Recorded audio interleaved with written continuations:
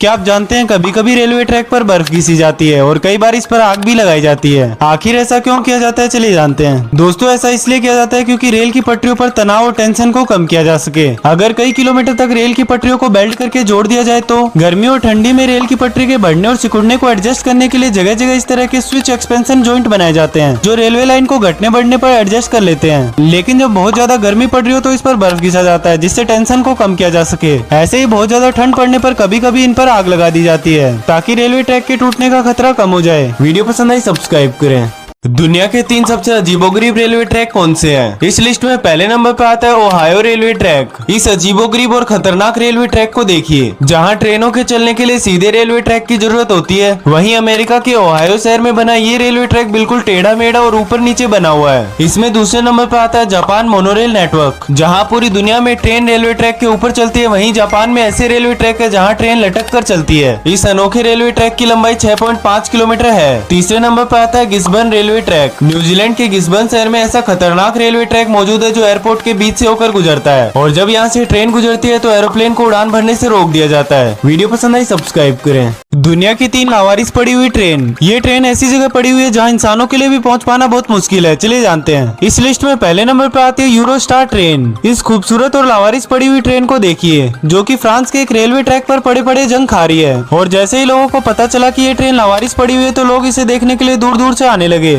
इस लिस्ट में दूसरे नंबर पे आते हैं अबैंडनेड ट्रेन स्कॉटलैंड। घने जंगलों के बीच लावारिस पड़ी हुई इस पूरी ट्रेन को पटरियों पर वैसे का वैसा छोड़ दिया गया। इस ट्रेन के कुछ डिब्बे पटरियों से उतरने के कारण ये ट्रेन काफी सालों से लावारिस पड़ी हुई है। तीसरे नंबर पर आती है ट्रेन ब्रिज। इस ट्रेन के डिब्बे को देखिए, जो जॉर्जिया में एक नदी के ऊपर ब्रिज का काम कर रहा है। और आपको जानकर हैरानी होगी कि इस डिब्बे के आसपास ना ही कोई रेलवे ट्रैक है और ना ही कोई ट्रेन है, फिर भी ये ट्रेन का डिब्बा यहाँ कैसे आया कोई नहीं जानता। वीडियो पसंद आई सब्सक्राइब करें। क्या आप जानते हैं रेल की पटरियां लोहे की होने के बाद भी इन पर जंग क्यों नहीं लगता है? जबकि कोई भी लोहे की वस्तु ऑक्सीजन और नमी के संपर्क में आती है तो उस पर जंग लगने लगता है। तो आखिर ट्रेन की पटरियां इतनी चमचमाती क्यों रहती है, चलिए जानते हैं। आपकी जानकारी के लिए बता दे दोस्तों, ट्रेन की पटरियां पूरी तरीके से लोहे से नहीं बनी होती। इन पटरियों को बनाने में एक खास धातु का इस्तेमाल होता है जिसका नाम है मैग्नीज स्टील। इसे स्टील और मैग्लोय से मिलाकर बनाया जाता है। इस स्टील में 12% मैग्नीज और 0.08% कार्बन होता है। मैग्नीज और कार्बन की वजह से रेल की पटरियां जंगरोधी बन जाती है और इनमें कभी जंग नहीं लगता है। वीडियो पसंद आई सब्सक्राइब करें। क्या आप जानते हैं इंडियन रेलवे को 1 किलोमीटर पटरी बिछाने में कितना खर्च आता है? और आने वाले समय में जो हाई स्पीड रेलवे ट्रैक्स बिछाए जाएंगे उन पर कितना खर्च आएगा, चलिए जानते हैं। आपकी जानकारी के लिए बता दें, रेलवे लाइन को बिछाने में लगने वाला खर्च इस बात पर निर्भर करता है कि वो किस जगह पर बिछाई जा रही है। जैसे पहाड़ी इलाकों में रेलवे लाइन को बिछाने में औसत से कई ज्यादा खर्च आता है। वर्तमान में भारत में जो पटरियां बिछाई जा रही है उन्हें सपाट जमीन पर 1 किलोमीटर बिछाने में करीब 10 से 12 करोड़ रुपए का खर्च आता है। लोकेशन अगर ऊंचाई वाली हो या नदी के ऊपर हो तो खर्च बढ़ जाता है। वहीं हाई स्पीड रेलवे ट्रैक को 1 किलोमीटर तक बिछाने में 100 करोड़ रुपए से भी ज्यादा का खर्च आता है, जिस पर बुलेट ट्रेन को चलाया जाएगा। वर्तमान में मुंबई से अहमदाबाद तक हाई स्पीड रेल कॉरिडोर बनाया जा रहा है। वीडियो पसंद आई सब्सक्राइब करें। दोस्तों, आपने बहुत बार डायमंड क्रॉसिंग के बारे में तो सुना होगा, जो पूरी दुनिया में सिर्फ भारत में ही देखने को मिलती है। इस जगह पर रेलवे ट्रैक्स 1 या 2 दिशाओं से नहीं बल्कि 4 दिशाओं से एक दूसरे को काटते हैं। ये क्रॉसिंग बहुत ही रेयर केस में बनाई जाती है। तो आखिर ये भारत में कहाँ बनाई गई है और इसे डायमंड क्रॉसिंग ही क्यों कहा जाता है, चलिए जानते हैं। भारत के 1,15,000 किलोमीटर के रेल नेटवर्क में ये डायमंड क्रॉसिंग